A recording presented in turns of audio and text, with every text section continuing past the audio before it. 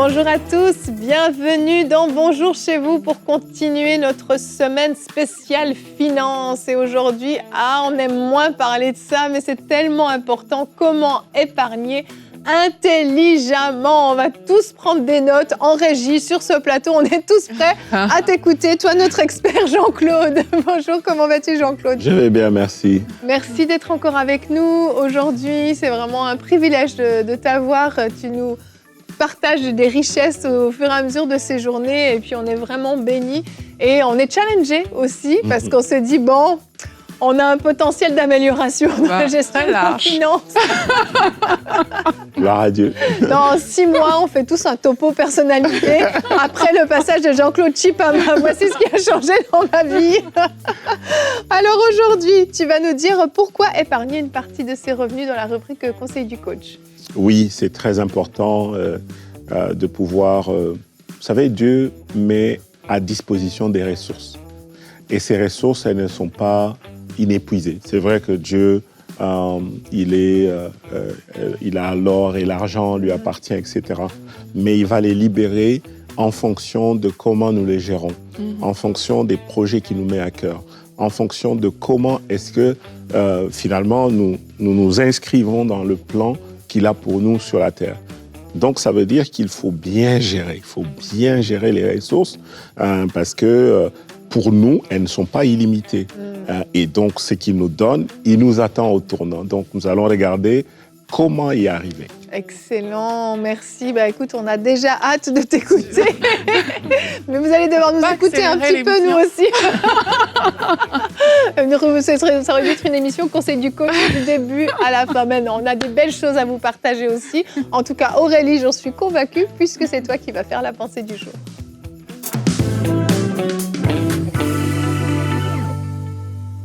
Ce que j'aime beaucoup avec le sujet d'aujourd'hui, c'est qu'on a mis le mot « intelligemment » dans le titre de cette émission. Ça veut dire qu'il y a des façons de le faire qui ne sont pas intelligentes. Et vous savez, moi, personnellement, j'avais plusieurs diplômes lorsque j'ai réalisé que je ne connaissais absolument rien à l'épargne. Donc, ce n'est pas parce qu'on a un certain niveau qu'on a même des notions que ça veut dire qu'on en sait forcément quelque chose. Il faut vraiment s'arrêter pour comprendre en fait, que signifie épargner? Donc ça, c'est Jean-Claude qui va nous l'expliquer. Moi, aujourd'hui, j'aimerais juste mettre l'accent sur quelque chose que la parole de Dieu dit. Et on voit ça dans Proverbe 11 au verset 24 à 25. La Bible nous dit « Tel qui donne libéralement devient plus riche, et tel qui épargne à l'excès ne fait que s'appauvrir. L'âme bienfaisante sera rassasiée, et celui qui arrose sera lui-même arrosé. » Donc là, on parle d'épargne quand même dans la Bible, mais on réalise en fait que la notion d'épargne ici, elle n'est pas mauvaise, elle est bonne, mais il y a un côté qui s'appelle l'excès qui peut déranger. Épargner en soi, on voit que ça ne dérange pas du tout, mais on dit celui qui épargne à l'excès ne fait que s'appauvrir. Et quand on voit ça, on voit que pour Dieu, l'épargne à l'excès peut être un problème. Pourquoi? Parce que, comme on a dit, Dieu nous a créés afin qu'on soit une source de bénédiction pour les autres, mais également pour son royaume. Et généralement, le problème avec l'argent, comme on le dit souvent, même dans cette émission, c'est une question de mentalité. C'est une question de l'amour de l'argent. Ce n'est pas l'argent en lui-même. Et on peut choisir aujourd'hui de devenir un canal de bénédiction par lequel Dieu va pouvoir passer pour bénir. Plusieurs personnes peuvent vivre cette vie où elles sont vraiment centrées sur elles-mêmes. Et les principes de l'épargne, certainement, dans le monde, peuvent t'encourager à être radin, à beaucoup garder, à ne t'occuper que de toi.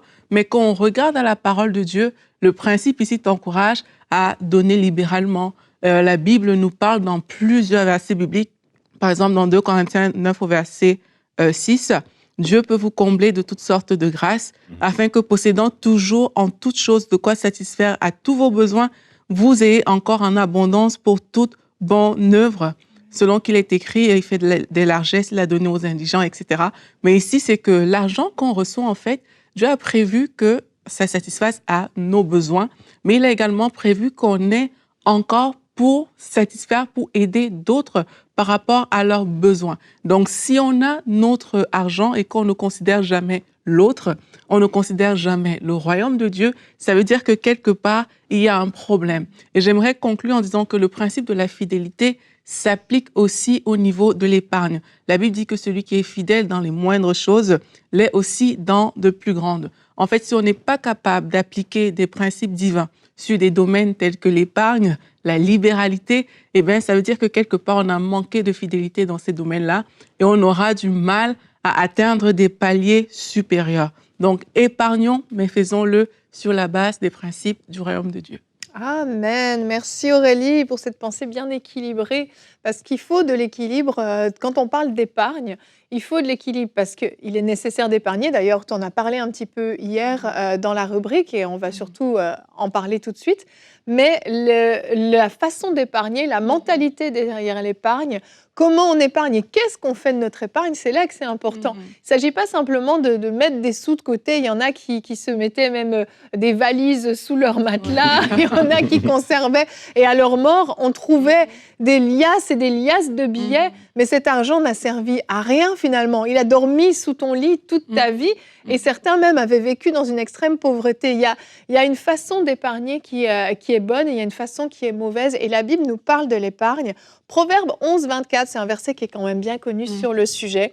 L'un qui donne avec largesse devient encore plus riche. L'autre qui épargne à l'excès ne fait que s'appauvrir. Et c'est ce fameux royaume inversé dont on parle parfois. Ça n'a l'air d'avoir aucun sens. Plus tu donnes, plus tu t'enrichis. Plus tu épargnes, plus tu t'appauvris. C'est un non-sens et je pense que dans le milieu bancaire, ça n'a pas de sens.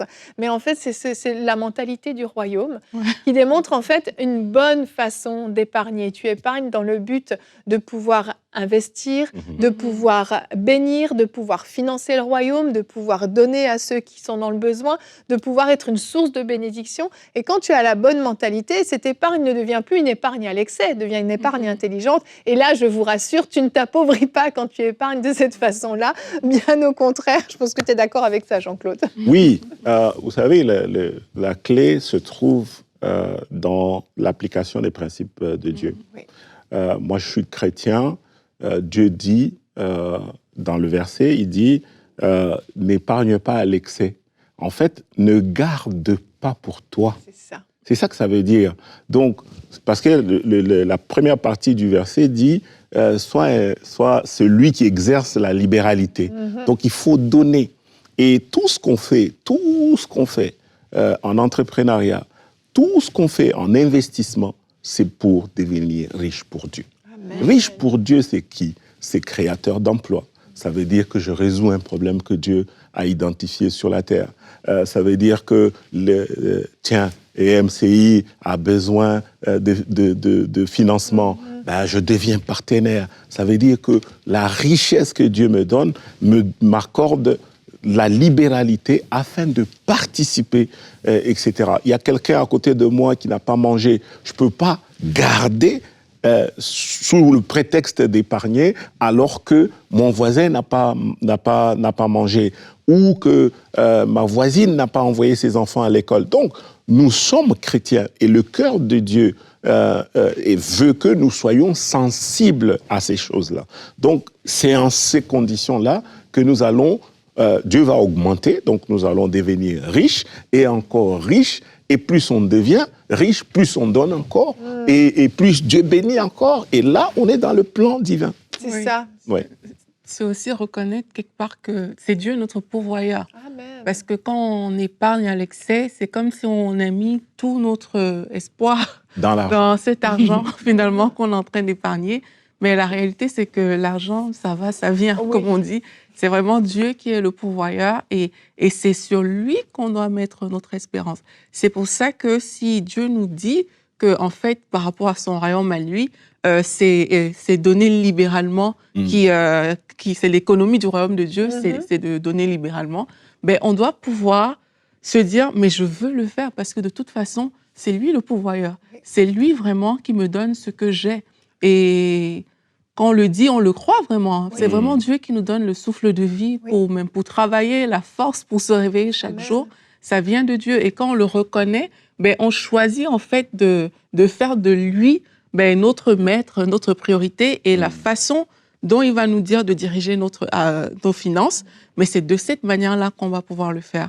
Aujourd'hui, trop de gens dirigent leur argent sur la base un peu de tout, mais pas finalement des principes divins. Et parfois, même quand ça concerne les choses du royaume, on est plus réticent. Pourtant, on trouve normal que si j'appartiens à un parti politique, oui, je trouve normal de donner une contribution, je trouve normal de payer dans cette association, etc. De m'abonner à Netflix. Voilà. Mais quand ça concerne le royaume, c'est comme si les choses ne sont plus normales, parce que quelque part, il y a cet attachement, cet amour de l'argent qui est très présent dans nos cœurs. Et devant Dieu, on doit être honnête, accepter sa sagesse et lâcher prise. Vraiment, je crois que la différence résulte vraiment dans cette mentalité. Et qu'est-ce qu'on veut faire avec cette épargne ?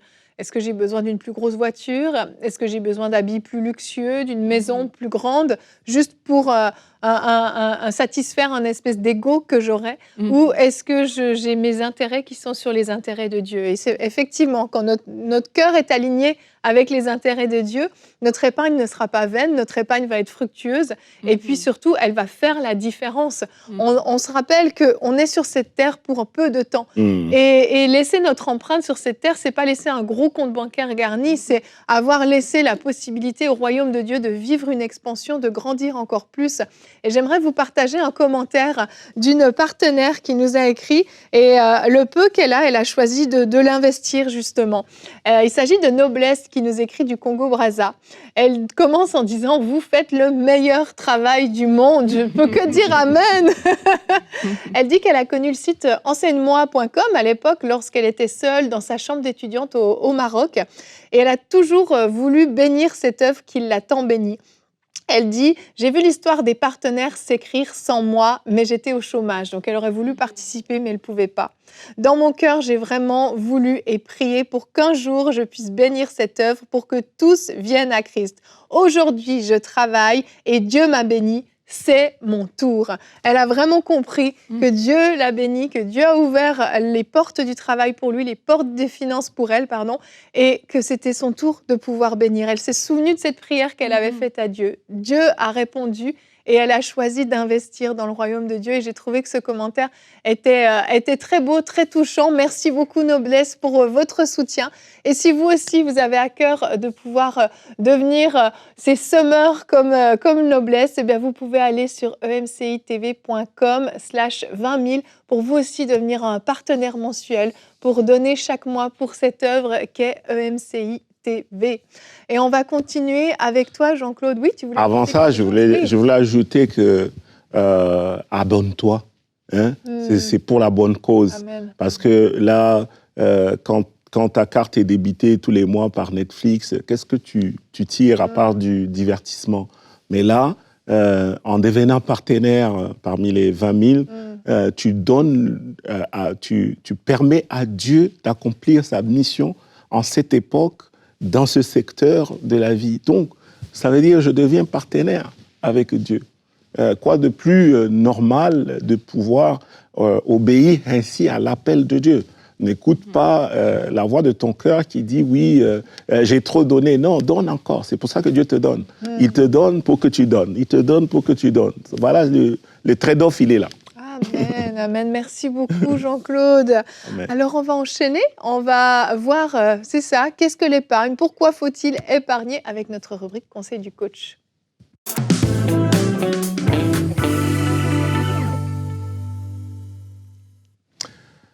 Merci, Evelyne. Merci, Aurélie. J'ai envie de partager quelques conseils avec toi. La première chose, c'est que je vais essayer d'aller lentement pour faire asseoir les notions. L'épargne, c'est quoi? L'épargne, c'est un report de la consommation. Ça veut dire que j'ai mes revenus, je décide délibérément de consommer une partie des revenus et de remettre à plus tard une partie de ces revenus-là. Quelle est la partie qui doit être reportée? On a dit hier, c'est 20%. 20% et force-toi à mettre 20% à côté. De sorte que demain, que tu sois capable de subvenir à des besoins, à des appels d'urgence, à des situations qui vont arriver. Mais la vérité, c'est quoi? c'est que quand on épargne, ça veut dire que on se prive, on paye un prix. C'est douloureux, c'est difficile de mettre de l'argent de côté parce qu'on est tiraillé à gauche et à droite, etc. On dit d'un pays que plus les gens épargnent, plus le pays s'enrichit. On dit pour les banques que plus tu épargnes, plus les banques sont capables de collecter de l'épargne, plus ils sont capables de financer. Donc, ça veut dire que épargner, c'est important. C'est important. À titre personnel, ça montre, c'est la première porte de la discipline financière. Question que je veux te poser. Es-tu discipliné ou penses-tu avoir atteint la discipline? Si tu as épargné et que tu es arrivé à ton 5e mois, disons 6e mois d'épargne, et que tu n'as pas succombé, en ce moment-là, je peux considérer que tu es quelqu'un de discipliné. C'est un atout important. Ici, on a dit, pour faire référence à ce que Aurélie a dit tout à l'heure, il faut maintenant à quoi va servir l'épargne. Donc, la première chose, comme on a dit, d'abord, c'est de comprendre c'est quoi l'épargne. Donc, mais pour mettre en place l'épargne, il faut que tu arrives à mettre en place un budget, comme on l'a dit hier. Donc, tu dois lister toutes tes dépenses, les prévoir de manière vraiment orthodoxe. De manière orthodoxe. C'est très important parce que beaucoup de gens vont se plaindre que, voilà, Seigneur, s'il te plaît, augmente, bénis-moi, etc. Mais le trou, il est gros. Parce que Dieu donne, mais la manière dont nous gérons, mais il y a énormément de trous. Dès que je vois une publicité, je clique. Je vois quelque chose, je clique. Mais on est drivé par les émotions dans ce cas-là. Donc, c'est un élément, c'est une réponse demain à un investisseur potentiel qui dit, tiens, monsieur, madame, est-ce que vous savez épargner? Montrez-moi comment. Je vais regarder votre relevé de banque. Les gens, quand ils viennent demander un crédit, la plupart du temps, on va sortir les relevés. Les relevés de compte. On va regarder, monsieur, comment vous vous comportez? Hein, c'est très révélateur. Je veux savoir qui tu es. Montre-moi tes relevés. Aurélie, elle tremble. Je suis fichue. Donc là, ça me permet d'avoir une indication. Maintenant, le deuxième point ici, c'est quoi? À quoi sert l'épargne? L'épargne, ça sert à prévenir les risques. Il y a énormément de choses auxquelles nous devons faire face. Nous avons des dépenses inopinées. Nous avons des urgences. Vous savez, en Afrique, on n'a pas des assurances maladie. On n'a pas des assurances décès. On n'a pas... donc, si quelqu'un meurt dans la famille, d'ailleurs, on passe tout le temps, tiens, il y a un deuil, cotisation, il y a un frère qui est malade, il y a un parent proche qui a besoin d'une assistance. Parce qu'en tant que chrétien, Dieu nous met à cœur, Dieu nous donne un cœur compatissant, un cœur qui doit réagir. Quand ton frère est malade, je ne peux pas avoir de l'argent en épargne et je ne suis pas capable d'intervenir. Ça, c'est ça le cœur de Dieu. Donc, c'est pour ça qu'il faut épargner, parce que en ce moment-là, j'arriverai demain à être capable d'intervenir dans la vie de mon frère, dans la vie de mon église locale, dans la vie, on a parlé de devenir partenaire. Donc, on a besoin d'argent à tous les niveaux. On a vu des catastrophes naturelles arriver, des pluies qui débordent et tout ça. Aujourd'hui, avec les changements climatiques, on a des urgences. Les enfants viennent à la maison. Ah, papa, on a une activité spéciale, il faut absolument donner un peu d'argent, etc. Vous n'allez pas dire à votre enfant, alors que vous travaillez, vous n'êtes pas là tous les jours, tous les matins. En plus, vous ne pouvez pas lui donner de l'argent. Ça ne fait pas bien. Donc, il faut, la volonté de Dieu, c'est que tu épargnes pour subvenir aux besoins éventuels. C'est une solution de mitigation de risque. Le risque d'imprévu, le risque lié aux imprévus. Ensuite, épargner, ça se fait de plusieurs façons. Donc, je peux mettre de l'argent dans un compte spécial. On conseille toujours de ne pas garder l'argent à la maison. Parce que à la maison... Sous le lit, dans la valise, ça marche pas. Non, ça ne marche pas. Il y a eu une de mes cousines qui était dans une ville où il y a eu tremblement de terre et on les a évacués, mais elle était anxieuse. J'ai dit, mais qu'est-ce qui se passe? Pourquoi tu es anxieuse comme ça? Il dit, non, mais j'ai dit, mais vas-y, qu'est-ce qu'il y a? Non, il faut que je retourne. J'ai dit, mais c'est dangereux. En plus, après le tremblement, il y a eu des flammes, d'incendie, etc. Wow. Donc, mais plus on annonçait les nouvelles, plus elle devenait davantage anxieuse. Mais on s'est rendu compte à la fin de la journée, il y avait de l'argent chez elle. Il y avait de l'argent chez elle dans une valise, dans un matelas, dans un oreiller, etc. Si tu m'écoutes et que tu fais ça, arrête. Aujourd'hui, s'il te plaît, il faut arrêter. Ouvre un compte bancaire, ouvre un compte qui n'a pas de frais de tenue de compte. Un compte où tu ne payes pas des frais pour entretenir ce compte-là. Un compte dans lequel tu limites les retraits. Il faut limiter les retraits. Donc, généralement, 1 ou 2 retraits par mois pour être sûr de ne pas toucher cet argent. Alors, ça permet à ce que cet argent que vous mettez soit à l'abri.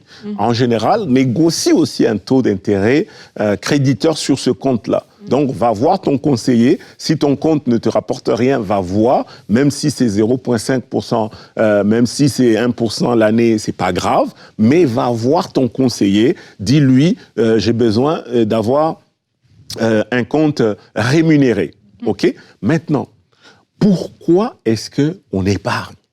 Pourquoi on épargne? La première chose, le premier conseil que je donne, c'est, comme j'ai dit, ça rassure que je suis un bon gestionnaire. On veut tous s'assurer. Qui veut être DG? Si je pose la question, qui veut être DG?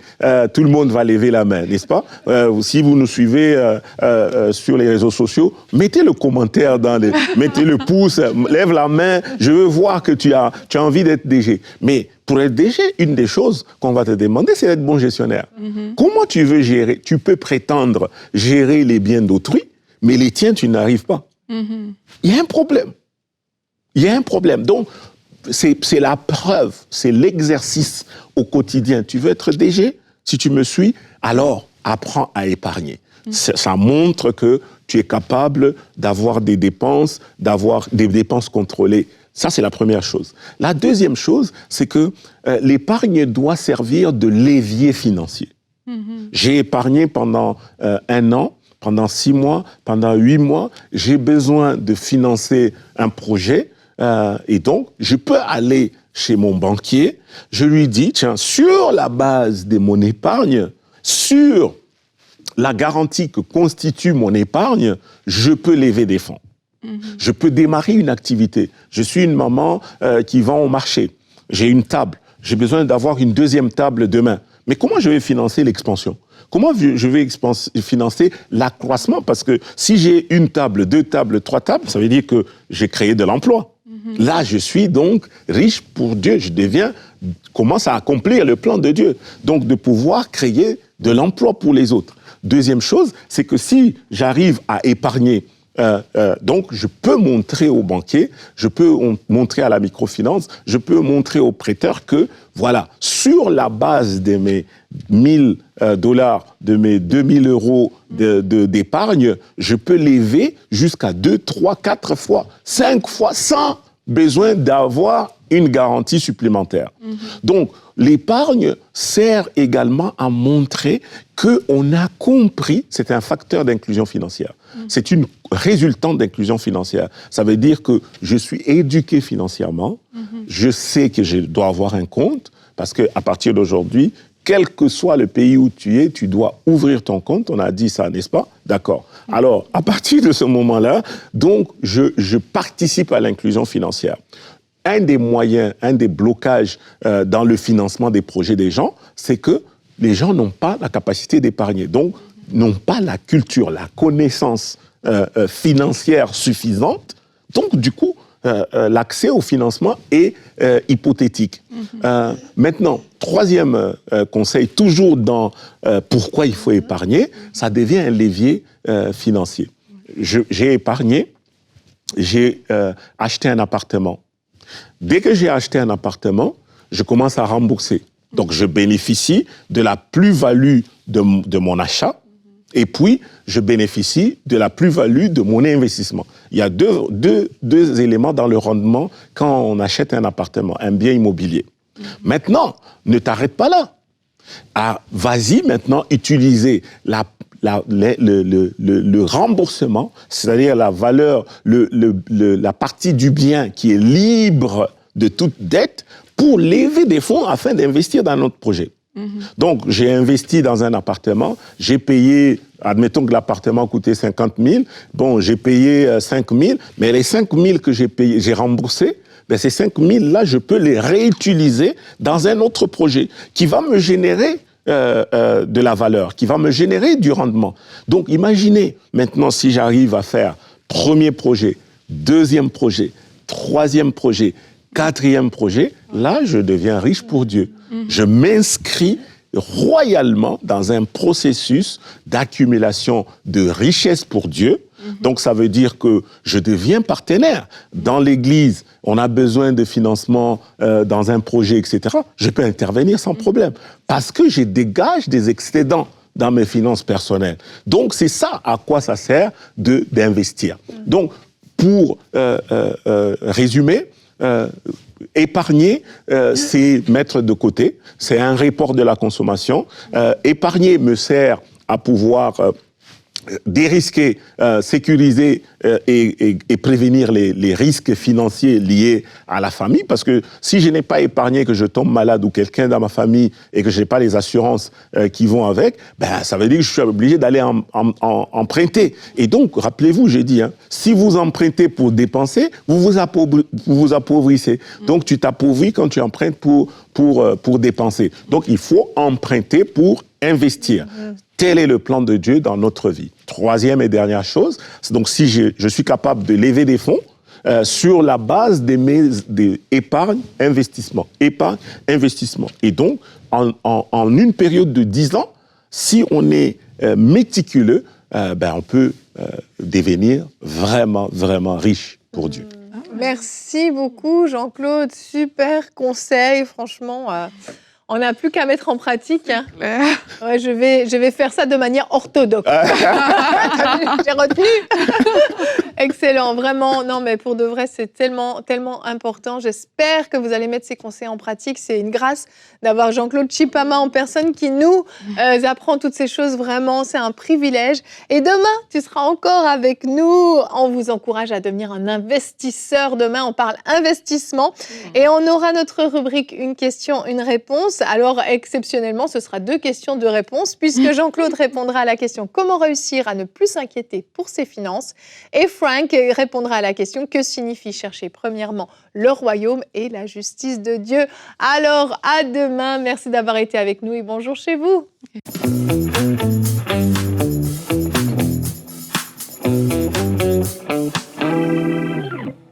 Je ne sais pas pour vous, mais j'aime beaucoup méditer et étudier la parole de Dieu.